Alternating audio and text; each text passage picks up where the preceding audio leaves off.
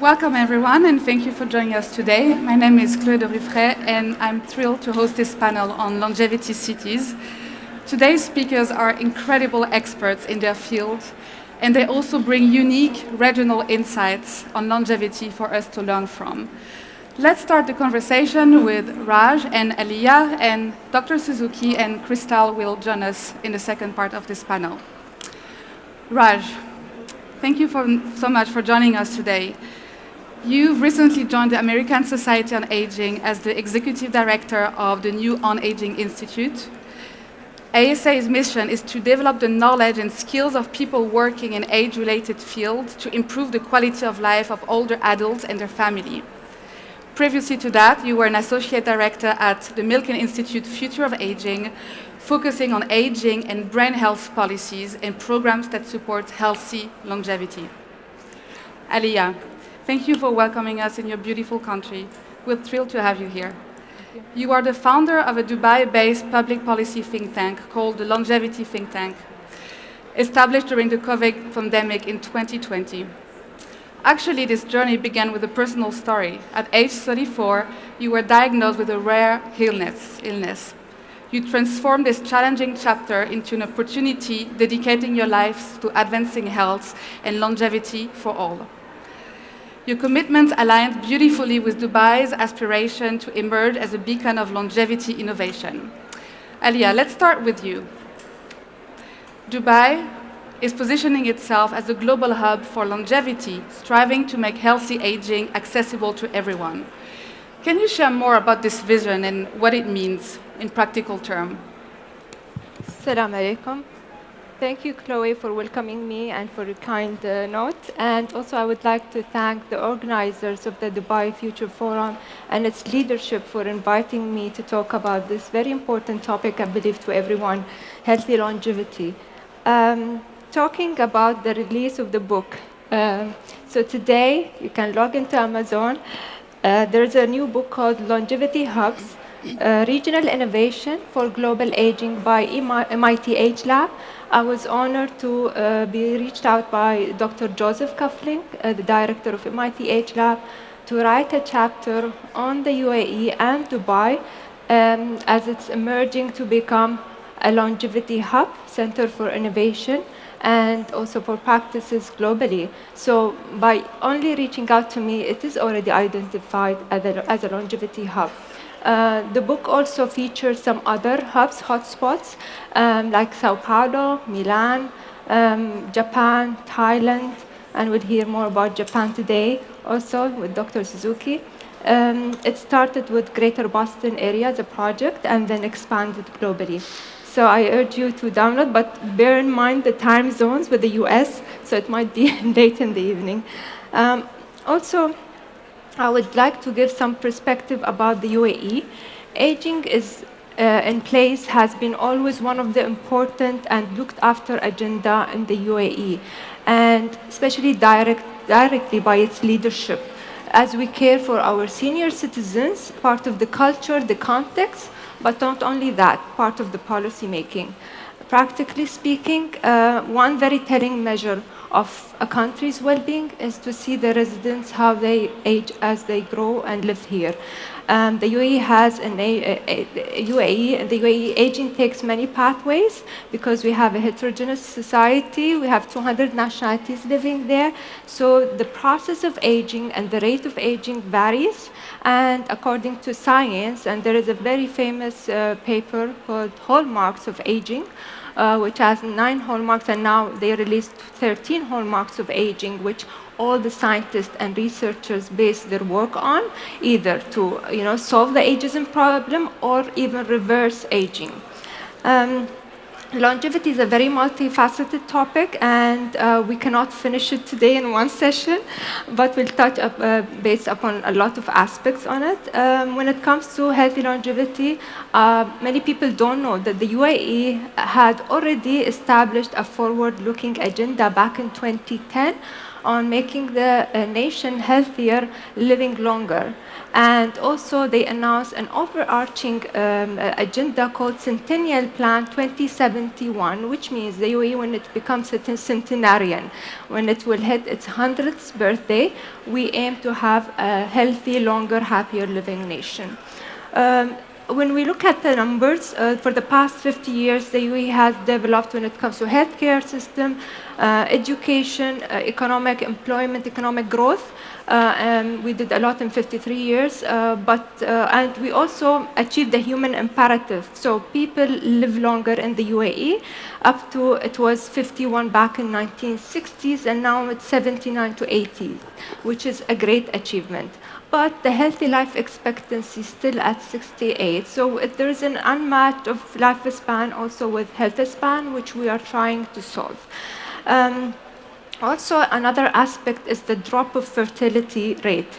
The UAE has, in the 1970, it was 6.6, and now today it's 1.4 children per woman and bearing age women. So the fertility rate is dropping in an exponential way.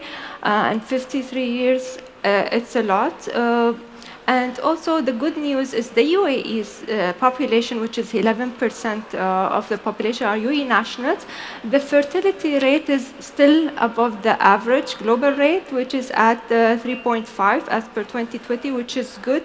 So we are following the mega trend of aging population and decrease in fertility, which makes it challenging. But also, for the first time, we will see middle and younger people hit their 90s.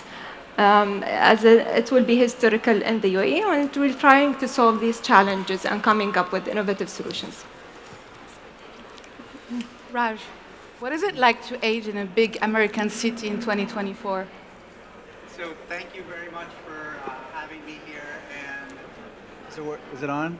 Hello? All right. Thank you very much for having me here. And I come from a perspective of aging in the United States, and like every good lawyer, my answer is it depends on who you are, on where you live, on your resources in terms of how well people are aging. I will say that one of the major accomplishments of our modern public health and medical systems are our longer lives. Over the past century, advances in nutrition, in hygiene, in antibiotics, vaccines have more than doubled our life expectancy. Now that's not realized equally among everybody, but as a whole, we're seeing longer lives, not necessarily healthier lives, but we have to try to match the health span, the degree to which we live without disease, to our longer lives. I think from a city's perspective, it's very interesting to talk about this issue. I think a year ago, we were here at COP28 to talk about the environment. And I really think that population aging along with climate change are going to be the story of our lives, the story of our children's lives. And I think looking at the interconnection between a lot of these facets of our society, in that case, climate change and health and aging, are very important. I think a lot of times we look at the impact of climate on health, but really, the impacts go in many different directions and cover multiple facets of society, from government policy to investment trends to healthcare access, to a number of different aspects of our society. And so I think the goal of longevity cities really is to facilitate healthy behaviors across all life stages, from young to middle age to older age, through things like infrastructure building, policies, different healthcare programs, to really address those social determinants of health or the non-medical factors of health that impact about 80% of our health. I think a lot of times we talk about longevity in terms of the science behind it. There's a big movement to understand biology of aging, but really genetics accounts for about 25% of our health. The remaining amount of our health is dependent on our environment, depending on our food that we eat, dependent on access to healthcare, education, income, all of these elements that occur outside of our healthcare system. And so I think it's really important for us to start to look at how we shape the environment, how we make the environment work for us to incentivize healthier behaviors. Because, I don't know about you, but I'm in my, middle age, and I find going to the gym to become harder and harder. I find eating to be difficult. I can't stay on a diet, long enough to see change. And I think there's a big movement to take away personal responsibility from us, which is not sustainable over the long term, and really look at how we build the environment to nudge us towards these healthier behaviors. How can we create our neighborhoods? How can we create our access to food through grocery stores or through community markets? How do we develop our parks, our green spaces to encourage activities so that at the end of the day, I can look at my watch, I see 10,000 steps. I didn't go to the gym, I didn't do anything major, but throughout the course of the day, based on the city that we live in, the infrastructure has been built up so that we are building our health to take advantage of the longer lives that we're realizing now. So to make health more convenient, in a sense, rely on governments and cities. I think the goal is to make health as convenient as possible. I find, over the course of the day, the more I think about it, the more stressed I get about maintaining my health in a lot of ways. And I think there's a lot of opportunity from an investor perspective, from government policy perspectives, to really look at addressing the environment to try and take away personal responsibility from health. That makes sense. Alyaa, during your preparation, you highlighted the importance of social connections and as a foundation for longevity here in the Middle East. Can you please expand on this and tell us how cities can create spaces that foster meaningful connections across people, culture, and generations as well? Of course, I think Dr. Ahuja has mentioned it very nicely. It's very important. The determinant of longevity lies outside genetics. 70–80% is the behavior, social connection, and what we do, the environment. So the environment is very important, and social connectedness and social cohesion is part of the UAE's societal fabric. And we have a lot of, you will find it everywhere across government strategies and policies. And it's one of the foundational virtues and values we hold, and we want to continue with that in the future, looking at the future. The challenge is when we have less, the fertility, less people, less children, and older people, we will see a more vertical relationship, means great-grandparents will meet with great-grandchildren. There will be 4 generations meeting and interacting, which is great. But we will have less aunties, uncles, and cousins. The horizontal relation of kinship will reduce. And that's like one of the challenges that we will see, and we have to tackle it from now, because our care system is relying on that, actually, having like extended families. And now we have more nuclear families because of the employment, in different cities. They live in different cities while their parents in different cities.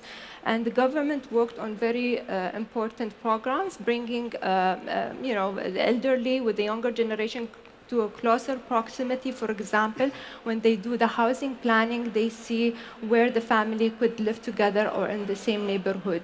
So this is one of the incentives or the programs that they worked on, and redesigning the communities and the cities to bring the generations closer. Also, when it comes to health, looking at the fertility, the UAE has done a lot when it comes to IVF, preparing the newlyweds for better healthy generations and fertility, and also egg freezing programs are available now. So there are a lot of awareness happening now to bring more children, but also keeping the generation healthier. When it comes to social connectedness, our empirical history, if you look at the pictures from the past, you will find our late founding father, Sheikh Zayed, sitting on the ground, talking to people, interacting with them. So there was a lot of movement back then, exposure to sun, walking barefoot, grounding with the earth and the planet, but also less food and seasonal food. We did not have food throughout the years, ultra-processed food. So people used to live also healthier back then, but they used to die earlier because we didn't have the healthcare system, the vaccination, and all these diseases, which came as pandemics during World War II and all that. But I think one of the things is how do we bring that into today's life, where we go to work and we're all boxed. You get into the car, as Dr. Robert Waldinger mentioned, you're in a box. You get in the office, it's a box house as well. And if you visited Shandaga, many of you had dinner there maybe because the Dubai Future Forum organized, you will see the design of the town. It's based on sharing and bringing people closer. It's welcoming and it's openness also to create better, compassionate society, sharing the happiness and the sorrow. So when a wedding happens here, all the neighbors would know and come. When something sorrow happens, death, everyone will know. So the community was closer. So the challenge is how do we maintain that as a society, but also with the modernization, how do we take it to our workplaces? We're spending most of the time at work. And the work span affects the health span, of course, but I'll talk more about it later. Thank you. Thank you, Alyaa. Raj, can you please elaborate on the concept of sandwich generation and how can cities support this generation to make sure that they feel seen, supported, and helped? Yeah, I think it's important when we talk about population aging and aging societies to recognize that we live in a time of the most age-diverse communities around the world. We have as many kids under 6 as we do, between 13 and 18, as we do above, 65 years old. We are the most age diverse of any time in the world, which is incredible. It gives us tremendous opportunities to make connections among 4 or 5 generations of folks living and working in communities. I think a major problem or a major gap right now is that we put so many resources towards younger generations right now. We're starting to put more resources towards the older generations, and we're starting to raise awareness for the needs of those beginning life and ending life stages. But the middle stage is often ignored right now. Midlife is a critical stage for health, for financial accumulation, and we don't often give a lot of resources or attention to folks in their midlife. I used to work in the brain health space, and for Alzheimer's and dementia, symptoms start to occur, changes in the brain start to occur about 20 years before a diagnosis is made. Diagnoses are usually made, 65 plus. So in your 40s is when changes are starting to happen. So when we talk about a sandwich generation, we're really talking about folks in midlife, folks that have to balance, the requirements of raising their family, the requirements of going to work, and increasingly the requirements to take care of older family members. And we know that age is a major risk factor for a lot of age-related diseases, like dementia, like cardiovascular disease, certain types of cancer, diabetes, are all issues that are not just impacting older adults, but they're impacting their children also. And in the US especially, the age diversity that we should be enjoying is often segregated. We often create and develop housing for older adults to live in. We often live, I think the statistic in the US is family members live on average of 50 miles from each other, if not more. And so that support for midlife is often lacking. And so, what do we do about that? In Singapore, there's a policy for older adults, grandparents to co-locate with their children. They're given preferential housing treatment and tax incentives just to locate close to their kids. And so I think there's a number of different opportunities to bring families closer together, use technology even to bridge gaps between folks in midlife and their parents if co-locating is not, not an option. And in the U.S., there's certain policy levers that can be pulled also. We do paid family leave to take care of young kids when they get sick, but we don't do paid family leave for older adults. And I really think it's a social justice issue. A lot of the impact of that is on the women in families. They say that, if you want to age healthy, make sure you have a daughter in the house. And, for better or for worse, it really impacts not only the health of women in the house, it causes women caregivers to have to leave the workforce a lot of times, which impacts their financial viability in retirement. They often outlive their husbands, and so there's a gap in terms of the financial resilience of women in later life. So I think when we talk about a sandwich generation, we're really talking about some of those policy levers that can be pulled to incentivize more of the older adult co-location along with their kids. And I'll just say one thing: there's been a few happiness reports put out recently. Gallup did a poll on global happiness, who are the most happy individuals. There's also a Harvard study. Robert Waldinger is a Harvard professor that has put out the longest longitudinal study of the health of aging of older adults. And really the one thing that, the one factor that influences happiness as you age is really those social connections. It's really developing it within your family, within your community. And I think, the health outcomes to promoting that are proven in terms of longer life years, healthier life years. And so I think, the investment in that area, there's value to doing that just to realize some of the health benefits that come out of it. Thank you. Alyaa, one brief question for you. Talking about technology, Dubai is investing billions in artificial intelligence to diversify its economy and make the city future ready. How do you see AI contributing to the creation of longevity-friendly cities? Yes, so we are one of the few countries which has a ministerial agenda for AI. So we have a Minister of AI. And when I looked at the chapter for AI, for the UAE's chapter on AI and development, it says 12 principles. And across all these principles, taking care of the human's well-being were core at all these principles when developing AI in the phase of development. It has to be employing we employ AI for the benefit of the human and the advancement of the human. And AI and longevity is not a new field, the cross-cutting field, and especially in the drug discovery company. We have a company in Abu Dhabi called Insilico. They use AI-driven solutions to make the timing of production of the medicine shorter as well.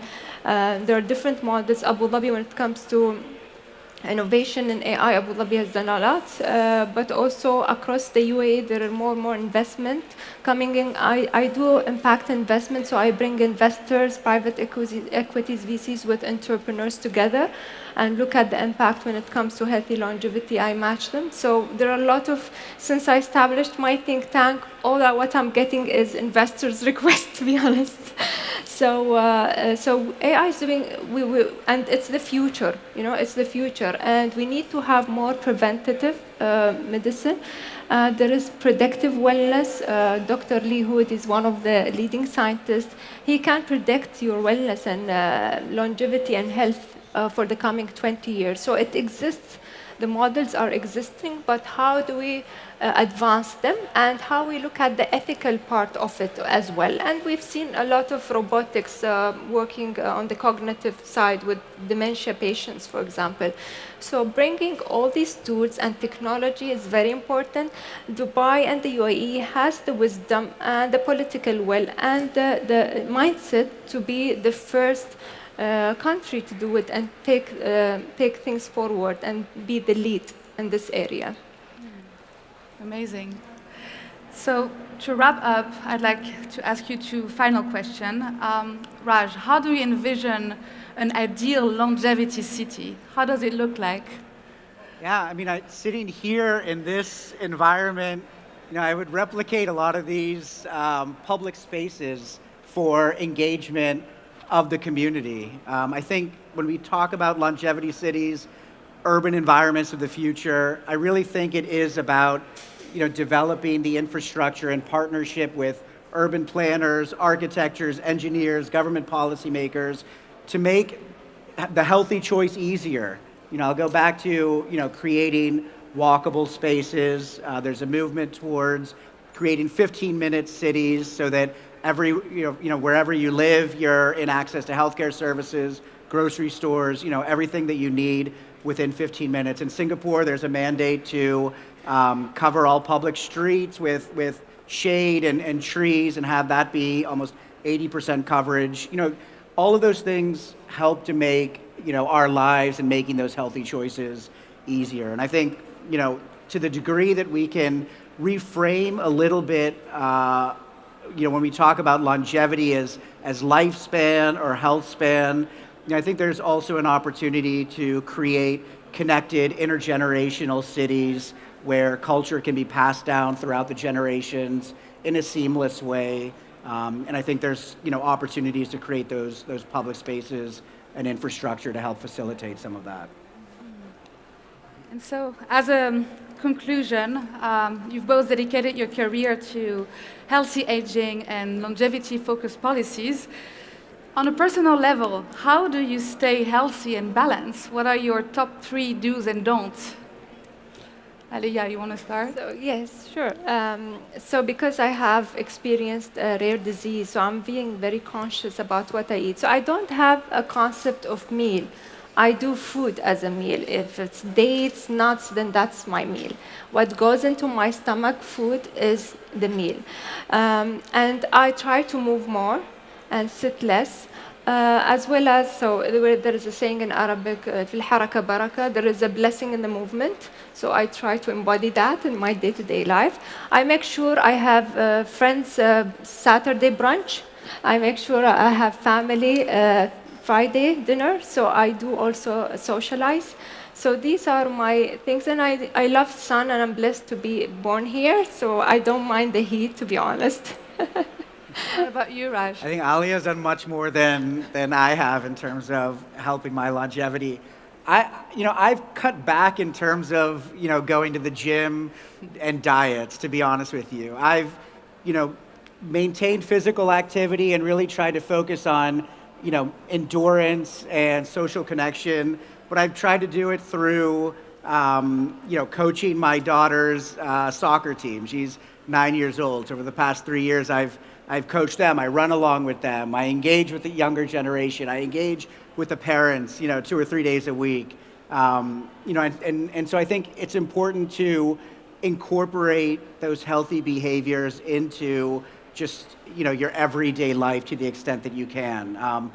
When I don't go to the gym and I'm working from home, I make sure that, I do a loop around my neighborhood 4 or 5 times a day, 10 minutes at a time. You come back from those types of walks where you let your mind wander with, the best ideas that you have of the day. You meet your neighbors. I've gotten recipes. I've gotten plant recommendations. It's really kind of given me a little bit more purpose, I guess, during the course of the day, and allows me to sit for the long periods of time that we need to.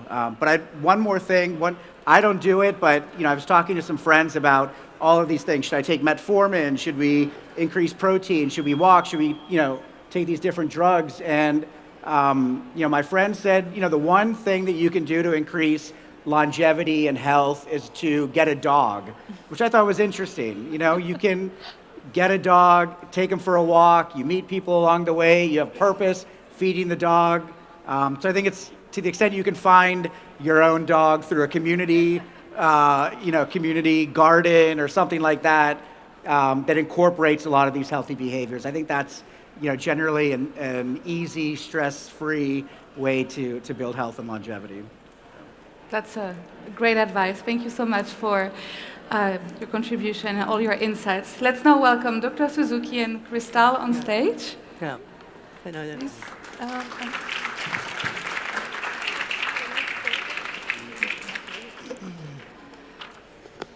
Dr. Suzuki, Christal, thank you so much for being here and coming all your way from Okinawa, Japan, to share with us insights on the Okinawa longevity phenomenon. Dr. Suzuki, you are a medical doctor, gerontologist, and the director of the Okinawa Research Center for Longevity Science in Okinawa, Japan. You've been studying the centenarian population and lifestyle of Okinawan people for over 50 years. Today you will share with us your perspective on that. And actually, you're almost a centenarian. You are 91 years old.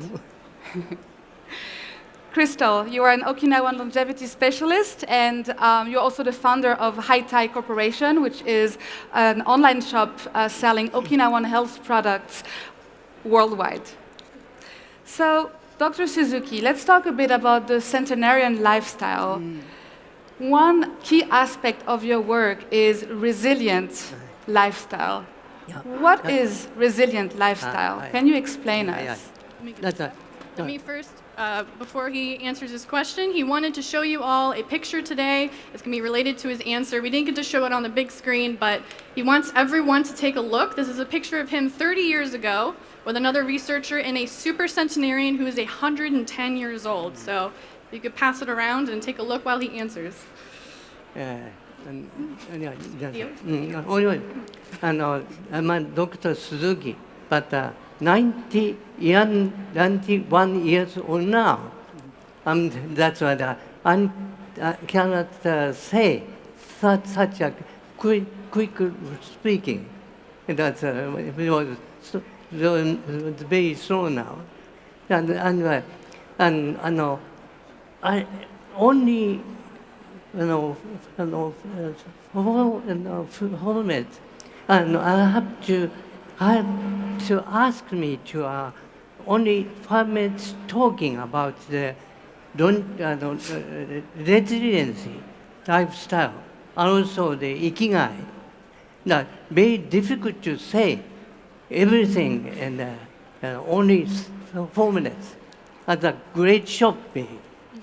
And I pass that's a picture to you at the one super centenarian picture. But the very healthy and robust people. That's when I went to house to look at her, but that's so many people get together same place. That so many family members are coming, and also that's confident. Very difficult to name. That's consistent, reliable people get together from the vicinity and village. That's like fest or festival. I think that longevity is not only the extension of the lifestyle or extension, but also the kind of celebration. Longevity is a kind of celebration. Peace, no other. But when we went to the house, the government or the government officer came to pass the testimonial from the government. And he, and that's elder super centenarian person received that kind of gift from the government. Also the kind of silver cup received. I think the government familiar condition in Okinawa and Japan. And at that time, I understand the kind of festival, and what is called the ritual connection, ritualistic connection of that kind of there. and she received the gift of the government. Also, I asked, "You're happy?" She said, "I'm very happy." Oh, we have a very, very big war in Okinawa in the wartime, but very heavy experience maybe. But she said, "I'm very happy." Why such kind of thing happened? And I asked her. She told me, "I'm very happy, very long, healthy, and also very happy." That's a very happy in the very important factor of the longevity, maybe. And that's a kind of, and he told me attend to the kind of a party or volunteers or doing things. That's very good things that are related to the maybe the empathy. That's a then what they call condition is very good for the people maybe. And she told me attending the Moai or something like that. Oh yeah. Sorry. Don't mind. He attended a very official or private party or something.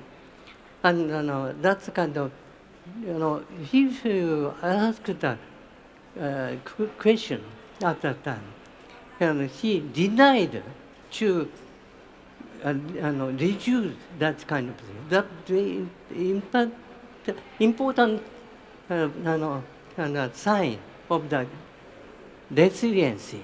That's the important thing. Yeah. Yeah. And equal things that Alex says, there, if you,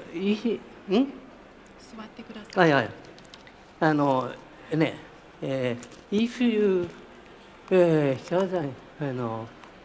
maybe people get the kind of a that's not big pension at the time of 21 years old. We were given the kind of the stage of the beginning of the senior stage, maybe. We will receive lots of time. Also, that we have lots of financial help. That very good time and real time at that time to have a important thing that covers resilient life. And that's an important thing. Yeah. That's it needs. Yeah. Right, Suzuki, Dr. Suzuki, we have a lot of resilience with Dr. Suzuki. He's very passionate about this topic. He could talk forever and ever.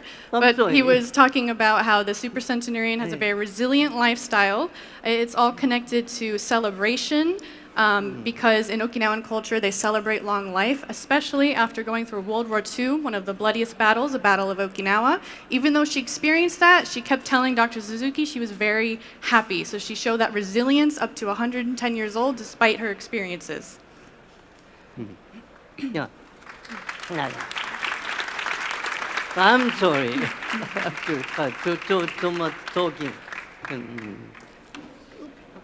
Christal, what advice do you have, and Dr. Suzuki, for future generation? What would be your 3 recommendations for future generation regarding longevity, inspired by the Okinawa longevity phenomenon? So the 3 things that we discussed, as Dr. Suzuki, we discussed the 3 recommendations for what we would suggest for younger generations, and that is to, 1, be resilient, as he said, to always sing, dance, do not refuse, do not cancel plans. Also have activities, a lot of walking. Even you mentioned getting a dog is connected to longevity. Dr. Suzuki has 2 dogs, 2 young, they're only 1 year old, so they were puppies. and to not be lazy. That's not being lazy is connected to isolation. You need to get out. A younger generation, older generation, don't deny plans, get out, don't be lazy, and surround yourself with people and have confidence. Okinawans have a lot of confidence. No matter what, they say, I can do it. They can do the activities. They never say no. They keep trying. So number one is be resilient. The second recommendation is to always have an ikigai. Your ikigai can change throughout your life. It could be anything. But we found, for example, there was a survey we did at Okinawa International University. We did a survey of the university students and asked them what their ikigai is. And these are, younger people. And they said that half of them said that their ikigai, or passion for living, sorry, I didn't explain what ikigai is. It's a passion for living, reason for living. Their reason for living was their partner. And then the other half was karaoke. so you'll see a difference in the countries of what the younger generation, their passion for living is. But we found that when you talk to the elderly Okinawans, all of their ikigai, their passion for living across the board, is being with other people. None of the elderly Okinawans have said their passion for living is their job, their car, their house, their hobby. It is always being with other people and talking to other people. And then the last recommendation that we have is a Okinawan word. It's Okinawan phrase. It's very common. If you ever visit Okinawa, please use it. Please say it to someone. It's nan kurunaisa. Nan kurunaisa. And that means to whatever happens, happens. Life, just take it as it comes. The Okinawans, they don't stress. I'm sorry, I don't have any recommendations how to de-stress. I tried to get the information, and they all told me that they don't stress in the first place. Unfortunately, good for them, but not good for us. So they have this mindset, this mentality of positivity, being in the moment, mindfulness. They don't think about the war. If you ask them about the war, they say, we never think about that until you ask me. They're always living in the present. So try not to stress in your daily lifestyle. That's beautiful. Thank you so much for all your insight. And Dr. Suzuki, thank you for coming and for your time with us here. If anyone wants to continue the conversation, Dr. Suzuki will be in the speaker's lounge at the entrance at the Salt restaurant. You can go and ask him questions right now. He will be happy to meet you, and Christal as well. So please go and have a chat with him. Thank you so much again for coming. Let's open the space for a quick Q&A if you have some questions.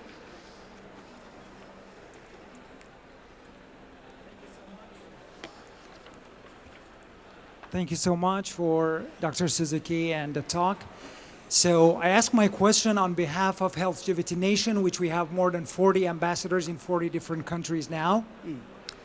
So every single morning when we get up, more than 100,000 scientists, doctors, teachers, and even governors and politicians have died because of aging and aging-related diseases in the past 24 hours, which means more than 36 million people in 1 year.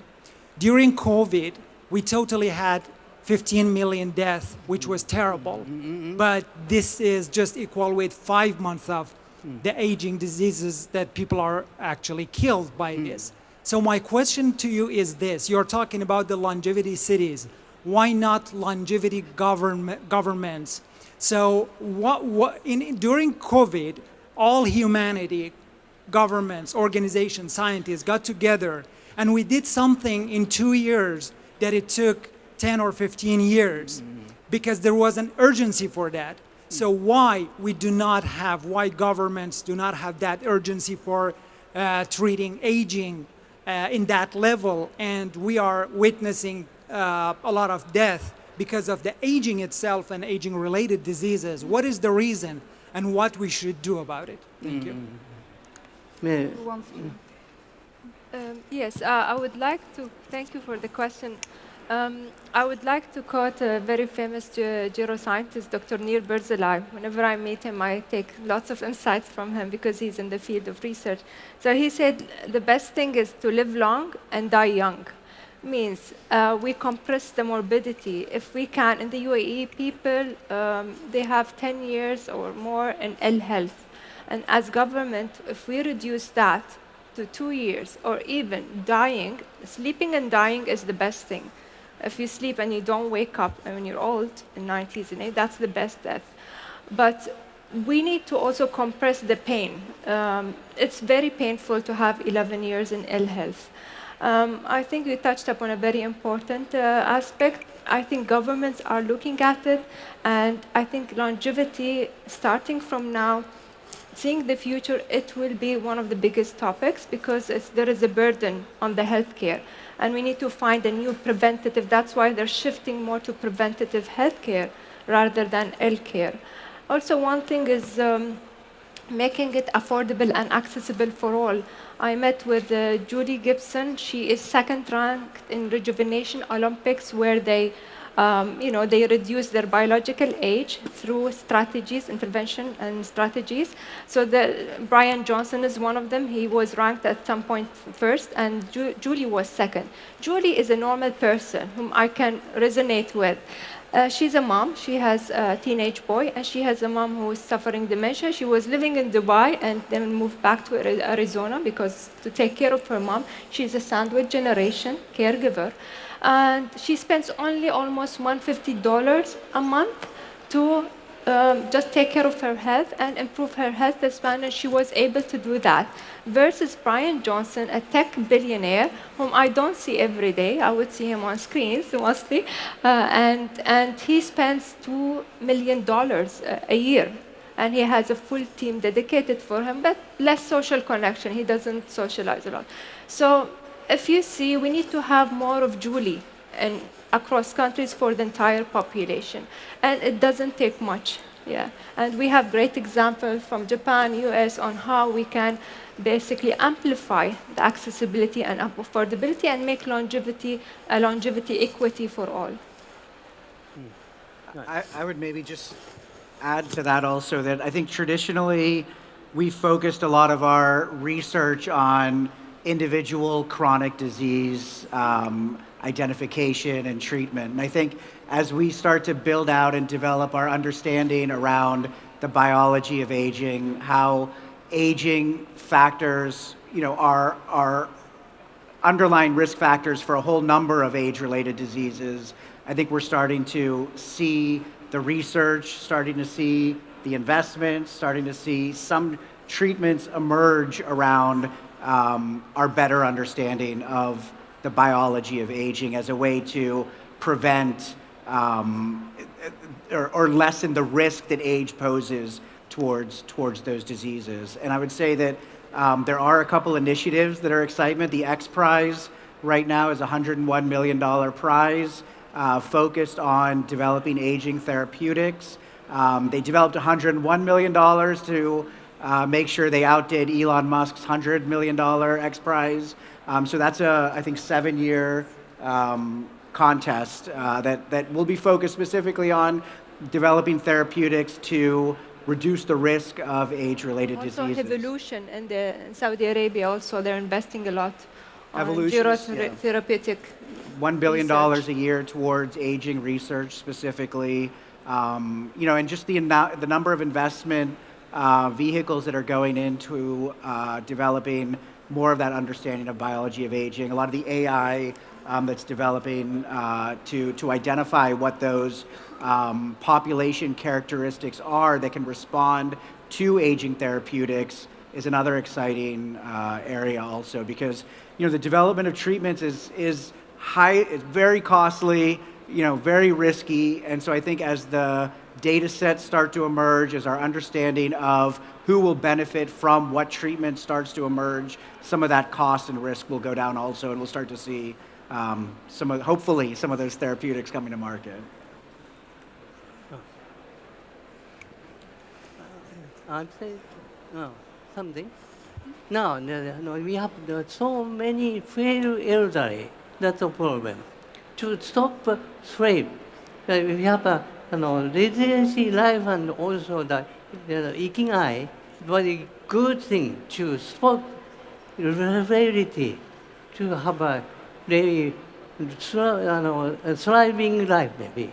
That people are dying on the kingpin colony, maybe it's that's kind of, that's a big. Pimpin korori is a word that he would like everyone to know. It's a Japanese word. It means, there's no English equivalent, but it means to just die on the spot. So that's the best way to go out, is to just be sitting down or sitting on the toilet, as an example we have, and then just done. So Pimpin korori is the goal of the people in Okinawa. There was a... Yeah, hello. So I have a quick question, or hopefully quick. I think with having longevity cities is wonderful. Building the infrastructure and giving access is critical. But one gap we see sometimes is that if you build it, they don't always show up, right? And a lot of it's around understanding your own health, but also bridging a gap sometimes in motivating people to come out and to engage in these practices. So do you see any great activities or initiatives that are happening today, whether in Dubai or outside, that are good examples to take back home to get people motivated to become more active and just do the basics of taking care of themselves? Yeah. Should we take one last question, or are we? But maybe people can also all meet you at the speakers' lounge right after. So if you want to continue the conversation, if you have time. I mean, you have to go, but please. Well, this question is for you, doctor. Yeah. I think the Japanese culture, we have so many things to learn.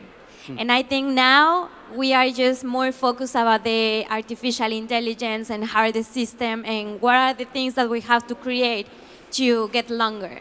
But I think for Japanese culture, you have something very important that is the ikigai. And I think it's more important because it's also about how you feel to find your purpose in life. Because many doctors here, many scientists, and many people here, we have a purpose. That's why we're here. And also, we are taking care of ourselves, like just like having a good food, having exercise, and everything, because we want to live longer for having the opportunity to become this purpose. So I think, and my question is, can you tell us more about this very nice ikigai, because I think it's very important. It's not only about just living. It's a style of life. It's just try to start to connect everything. It's not only about, of course, like the spiritual part, the soul, like the brain, everything. Because that's we can reach and we can stay as a persons and also doing the things that we have our purpose in our lives. So now that we having here very specialists about this culture, it would be amazing if you can talk us about more of this. Maybe the ikigai is very much related to the life. Maybe that young people should keep ikigai, but ikigai is change day and day and time and dance and day and country to country and place and with. That's I cannot do this. The kind of ikigai is necessary or good in your country. I don't know, but the ikigai is kept. Persistent ikigai is an important factor to prevailing condition, prevailing condition with people, and that's only the treatment. That's